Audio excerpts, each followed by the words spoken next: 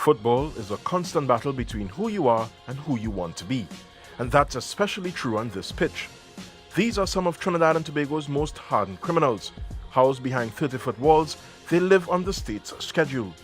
But for the past year and a half, they've found another way to do their time. One that resonated not just here, but throughout TNT's penal system. To me, honestly, football, we are alive now, to me, understand? It's bring everybody together, sports. Now, I mean, we can come out victorious, but at the end of the day, we enjoy it as a team and as colleagues. We don't consider ourselves as inmates with the futsal program. We consider ourselves as families, brothers. Like the futsal acronym, Friends United Save Another Life.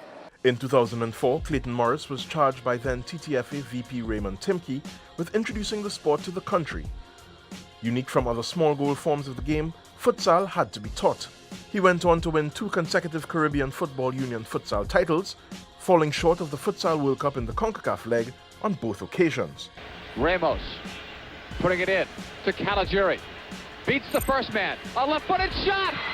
Paul Caligiuri has scored a goal! The USA lead 1-0. The USA has realized a dream. They will qualify for the World Cup in 1990. In 1990, Morris, like many of his teammates, was a man adrift. I had this emptiness in me.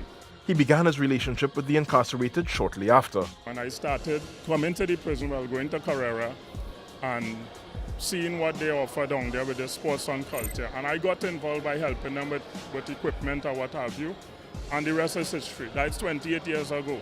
And as UTT, you must have a social responsibility in the country that you help, these different communities. An invitation last Easter to a small goal competition at the Golden Grove prison opened another chapter in his football life. I sat there for about 4 hours and only 2 goals scored in open play. For small goal, you stand up, and the amount of talent I saw, still have something to bring these guys from where they are to identify that talent, right? And the rest is history. That talent pool includes coaches and referees. He then turned this pioneering group into instructors who embarked on a prison caravan teaching the sport throughout the system.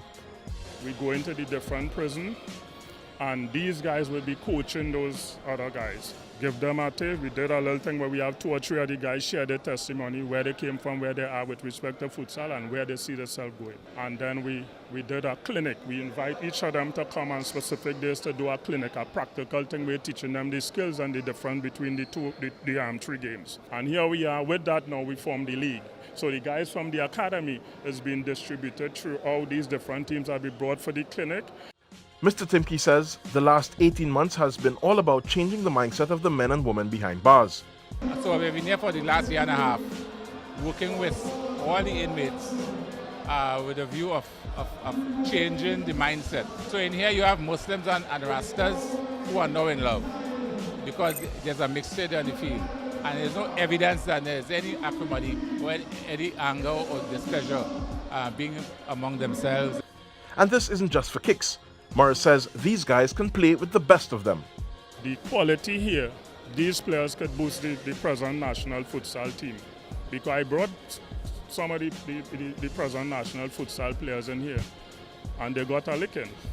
For these ballers behind bars, futsal represents a new lease on life. The most important thing is that we get in through to them with respect to their attitude and how they see life. And for me, I think that is a goal achieved, right? Because you're getting through to them and you're showing them 2 things. One, you, despite your circumstances, there's a talent and there's something I as a coach seeing in you that I want to make it light, shine bright for you. Main thing for them is to give them something when God work it out that they be free, they could go back to their community with something positive. The men involved on either side of the touchline believe that recreation programs can be more effective than anything taught in classrooms. It allows the players to see the humanity in opponents who were sworn enemies just some months ago. It's bigger than you think it is now, but in a sense that for inmates from different prisons coming together as one, if you can take a look at the stands, you'll see where I'm coming from. It's a body love. Mr. Morris, Mr. Clayton Morris, bring together, I won't say the worst that inmates, but troublesome.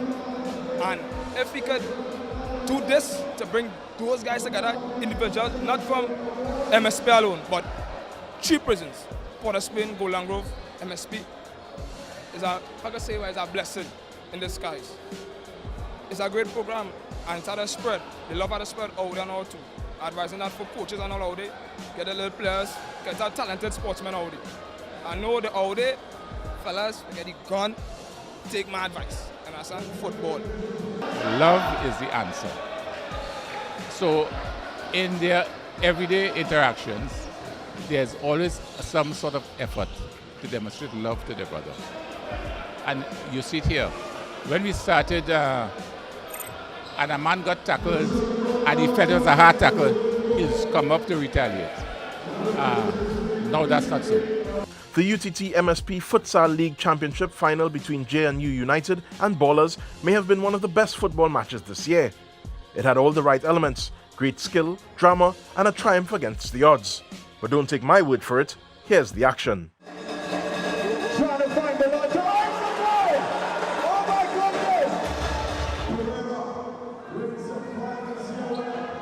goodness! 4-1 at the half, Ballers well on top and looking all but assured of lifting the trophy. But wait.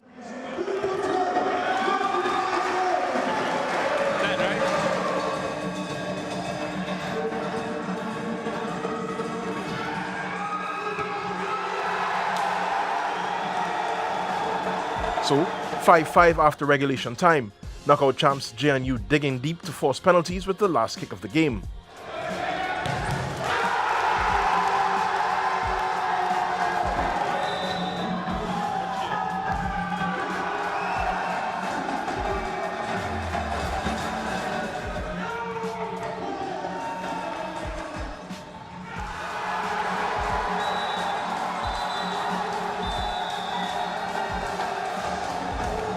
Dwayne Swan, the hero, in goal for JNU as they captured the league and knockout double. After the match, JNU player Akil Pereira said it was all about team spirit, especially after the first half. No, well, the halftime talk was really concerning that we ain't playing futsal all the time. Because the approach we was making in the game is not the futsal, we are studying to just attack them. So we say, boy, under the order is futsal, we come to play. So we say, boy, like, we implement the futsal in the game where we could get the movements and the space so that even if somebody go free where they could score. Well, when we was playing the different game, it's harder. So they started playing the futsal and scoring. So we just had us to do what them doing to score and get back the game on level. Morris believes that this is an example that can be replicated up the Caribbean chain. Somebody messaged me and they said they saw Colombia using the same futsal to help with the situation with the violence in the different communities, right? And the thing is here is that, I mean, as I tell these guys and they say, Coach, we know we can't make, well, as I say, most of them 25 and up, we can't make no national team, right? So what they are telling me is that they're prepared to take the knowledge and to pass it down. Right, and I think some of them come sometime, Coach, I have a son, I would like him to talk to him, to get him involved.